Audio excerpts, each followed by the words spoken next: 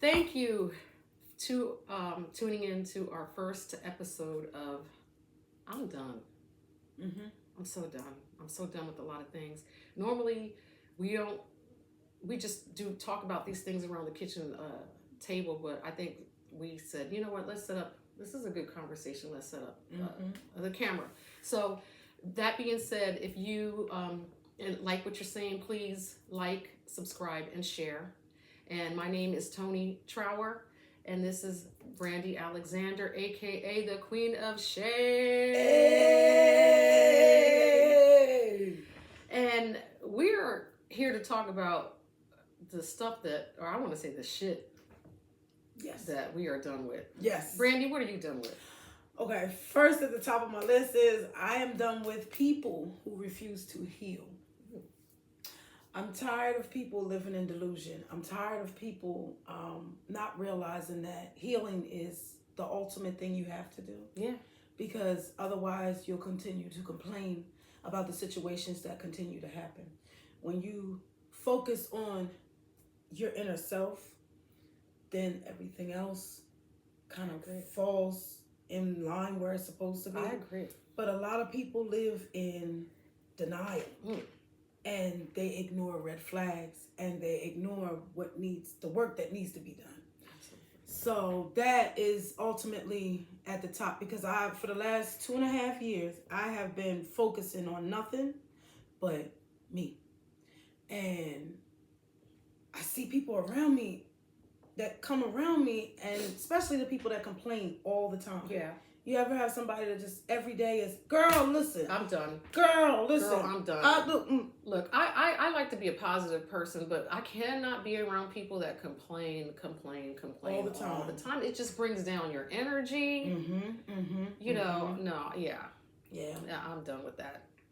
I've even had to take myself out of situations, you know, where I've had friends or even so-called friends, especially after my divorce. I'm just like, you know what? I'm a different person now. My energy is different. And where I didn't have the courage to speak up before, for some reason, after my divorce, I felt like I was just like released. Like a huge weight. Yeah, and I had the courage to tell people, take me off of this list because none of you care about me. They divorce shamed me, and none of y'all are my friends. So take me off of this chain, whatever this messaging shit is, bullshit, fake ass bullshit. You said something very, very important. After divorce, after divorce, people treat you different. They do. You know, they have you when you're married, you're with as a unit, but when you separate, you see some people go to that side and some people go they take sides to that side. Yeah. Not knowing the history, not knowing the story, they just I mean, I can't hold it against anybody, but when you truly know the story, then you can make your It's like don't judge. Yeah. Don't judge. Don't judge because you think that outside from the outside people have this wonderful marriage. That's because they had a good wife that didn't tell all the stuff that was going on behind the scenes and tried to keep the marriage together, keep a family together. That's what that is. They had a good wife. Yeah. But it doesn't mean the marriage was good. And there's different levels of good and bad. But if it's something that a woman can't handle anymore, a man can't handle anymore, that's their level. They've reached their top. Right. Right. And they should not be divorce shamed. Right. They should not. Absolutely. Especially when the marriage was abusive. Yeah. And the person might have reached out to certain people that they held on a high level in the community. And you tell them, this is what I'm going through. And they say, oh, it can't be that bad. Oh, are you kidding me? I will go off if somebody tells me it can't be that bad. And so people had told me that, I can't believe you're divorcing him. He's so wonderful. And I'm like, you know nothing about my marriage, and walk in my shoes before you judge. All I can say is to the next lady, you'll soon find out why I walked away. And as far as the people in the community, even some in the music community that have the nerve to say, men, of course, it can't be that bad. Don't say that. Don't ever say that to another woman. Please don't. Don't. Yeah, so. Yeah. So, yeah, we're here. This is our conversation that we had before the camera, and we're talking about the stuff that we're done with. And one of the things I'm done with is I'm done with this administration. There's too many things going on for me to talk about. On the next podcast, we will probably elaborate a little bit more. I don't like to talk about things without bringing the receipts, and I don't have any visuals with me right now, but I will be bringing the receipts the next time. And it's not I'm not trying to be a lefty or a righty. I just want to state the facts.